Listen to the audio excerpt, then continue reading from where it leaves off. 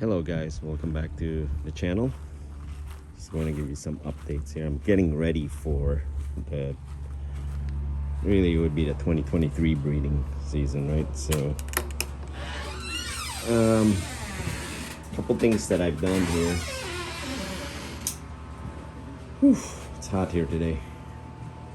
So as you can see, well, this one's probably be more profound and noticeable. I lowered the breeding boxes. I'm not sure why I butted it up against there to begin with, but it was such a pain to, you know, because I'm only 5'8", so it's hard to reach up there to clean it out. So I lowered it, and so yeah, now it's at least eye level, and it's not gonna be such a pain to clean them up. So there's one, and I gotta finish putting the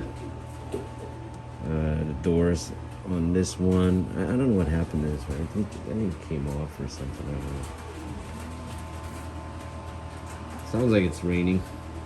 It never fails. Every time I come out here, it rains and it pours, and then I'm stuck in the loft for half an hour. So, yeah. So getting ready for the breeding season, and I got this thing lowered, and really for each section, all I need are 6 breeding boxes. I don't need any more than that. I'm not breeding too many next year. For next year, I think my race team is only gonna be maybe 25, for my wife, and 25 for myself. So yeah, it's just right now we have 80 birds, and it's just too many. Plus, kind of an unfair advantage, I guess. Some of my club mates they only have 30 birds or whatever, and so I think there's an advantage to having a lot of birds, right? Because there's more pull, and I don't know. I think mathematically, I think the theory of probability still holds, right? So, if you have like 50 red marbles versus 20 green ones and 10 blue ones, you mix them all in a bag, likely, if I were to ask you to draw 10, you're gonna draw more reds than any other color. So I don't know. I think it applies to, club racing too, but could be wrong. It's just the probability theory, right? So anyway, so I moved some of the cockbirds that I want to use for 2023 breeding. A lot of them are from Richard Gorn. He's with the 4 Flights, and these are the the Wolverine kind of bloodline, Baldwin Tilson type of bloodline. Look at that! Someone finally perked up that blue check up there. He's been so timid. It's so amazing how these birds behave. That guy's been so timid for the longest time, and then I move him in here, and then all of a sudden he kind of, got his manlyhood or whatever. The same thing with that guy right there. The one up there.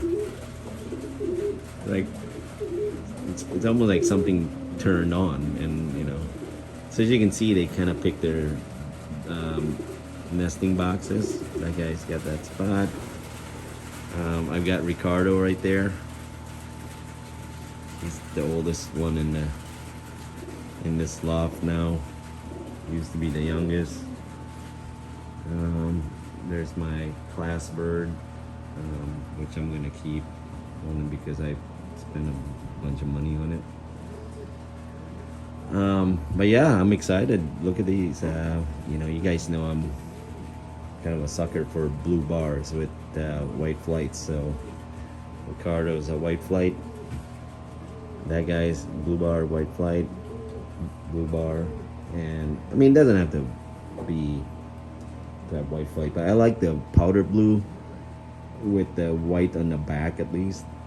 So, and then that white one right there is a gift from one of my club mates, Gregory. I can't remember where he told me the breed was, but I don't know if you noticed the feather. It kind of,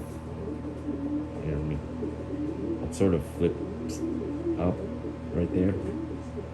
So yeah, it's almost like it's got bumps in its wing. It's kind of neat, but he told me, they're like Belgian something. I just can't remember. But anyways, if you're, I don't know if he sells them or anything, but I suppose I could ask him if you guys are interested. I told him I would do that for him. I don't think he normally sells birds, but you never know, right? But yeah, that's a 2020 bird. But it's a racing homing pigeon. It's got that different feathering, but it's my daughter's. It was actually a gift to my daughter. So thank you, Gregory.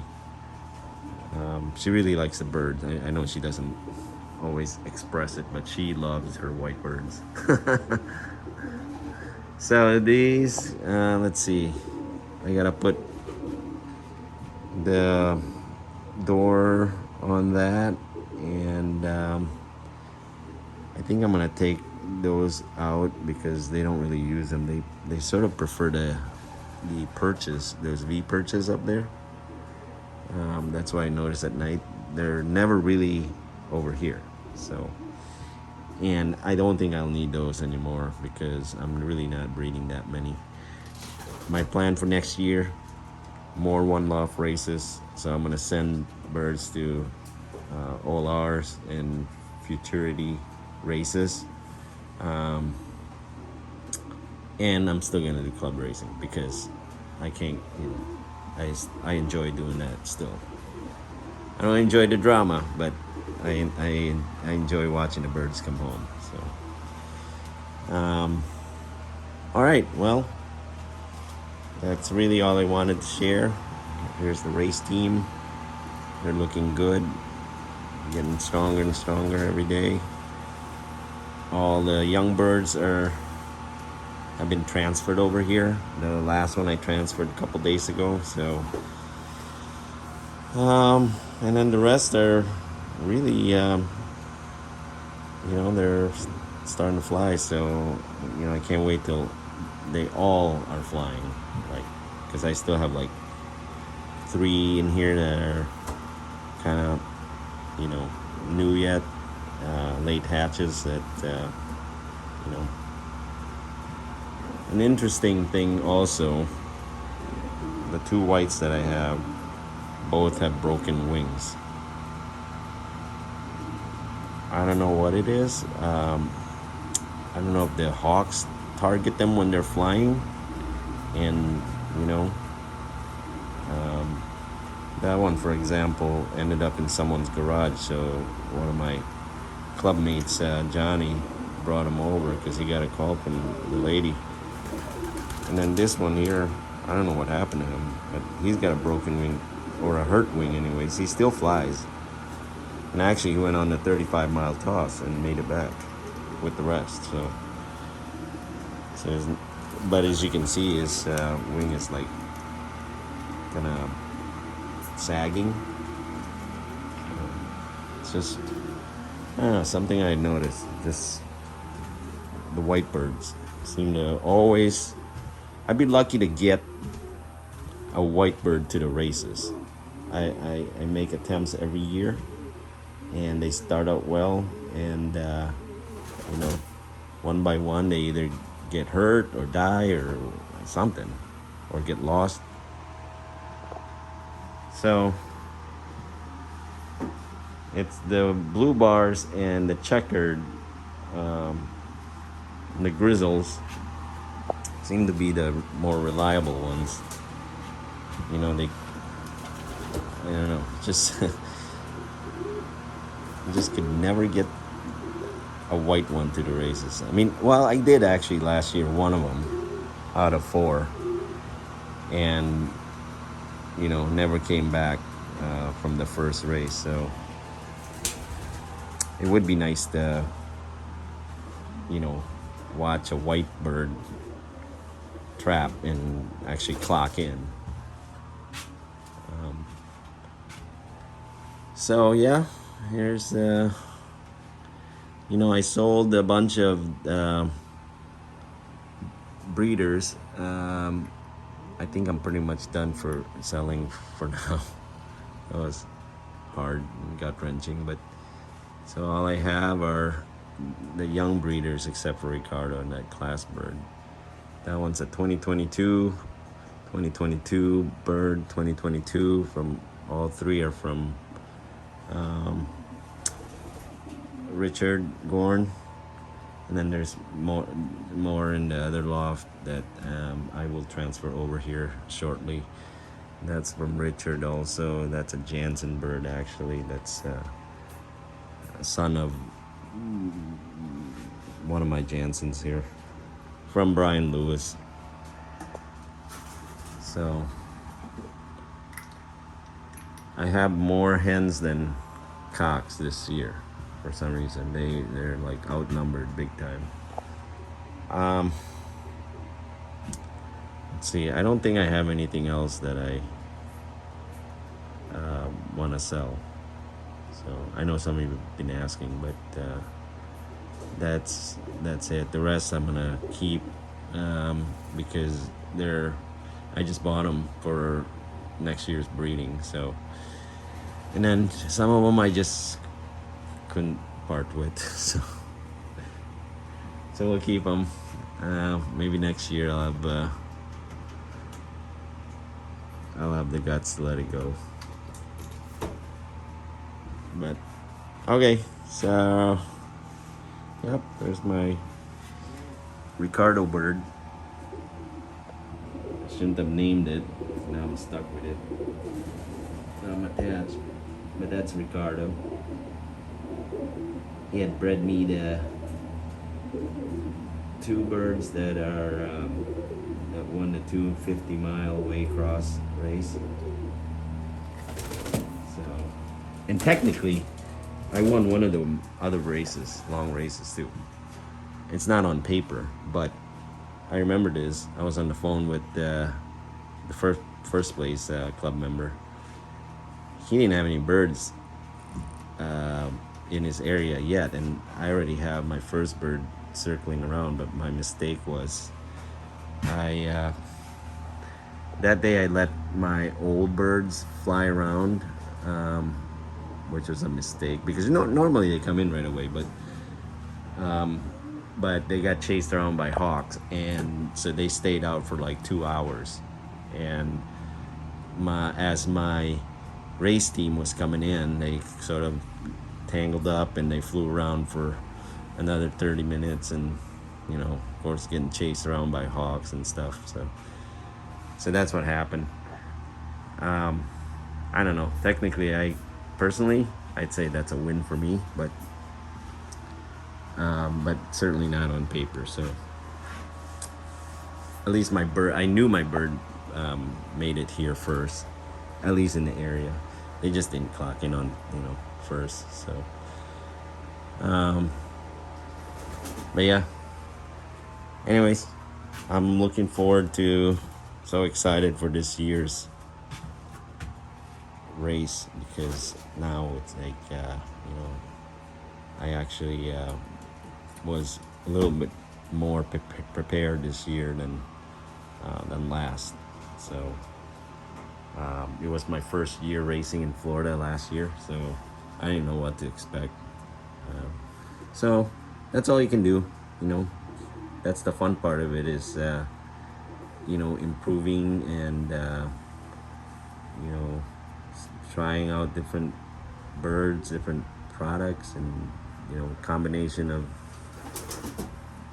your pairing, your hens and cocks, and see which one yields the best result, right? So, but yeah, that's, like I said, that's all you can do.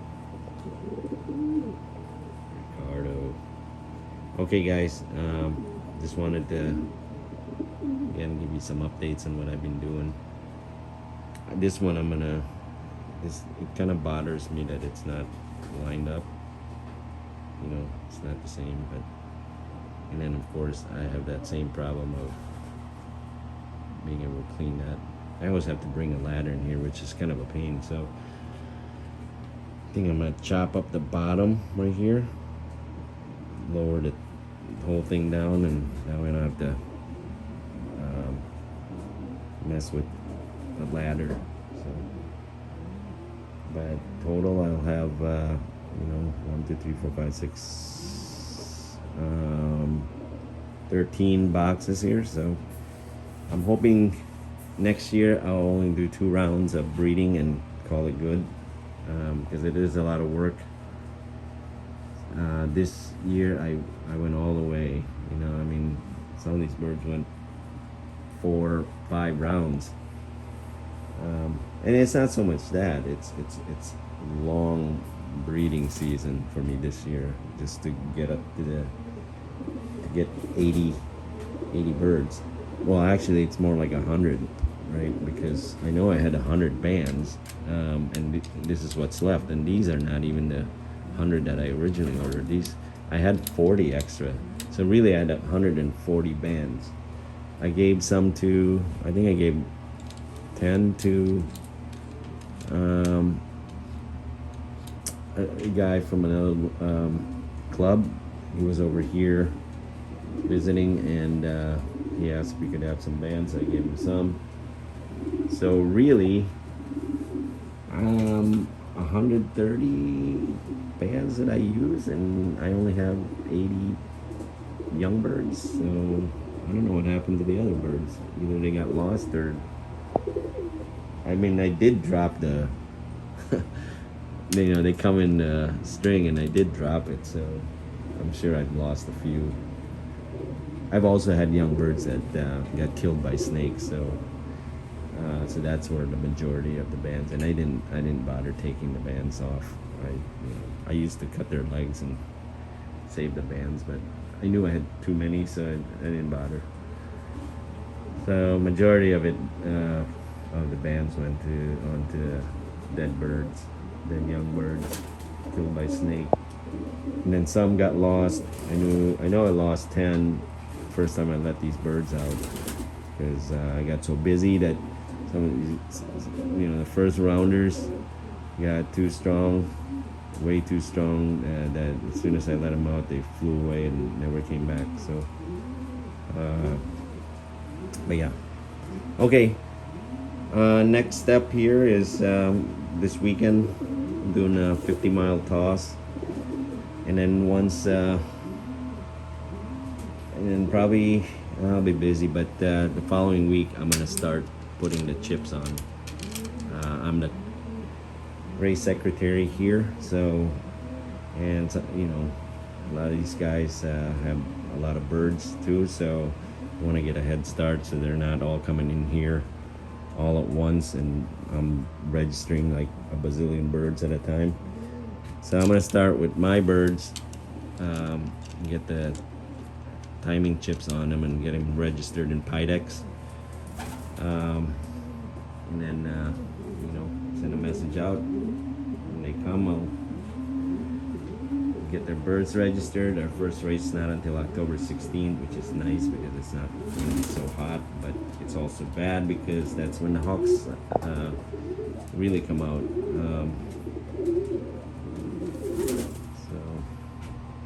So it'll be interesting. There's Richard Gorn's bird.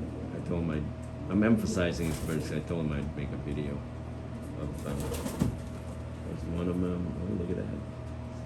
Spreading his wing, being cocky. And then there's the blue bar white flight. And then there's the other one, the checkered. And then, like I said, I got like 4 more in the other loft that I bought from him. I made a video of it, showed you guys the pedigree and all that stuff. That blue check is looking really nice.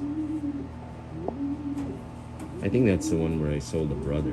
So can't remember his name. You know, I didn't need two of the same, so I sold the brother. All right, cool guys. God bless, and let me know if you have any questions.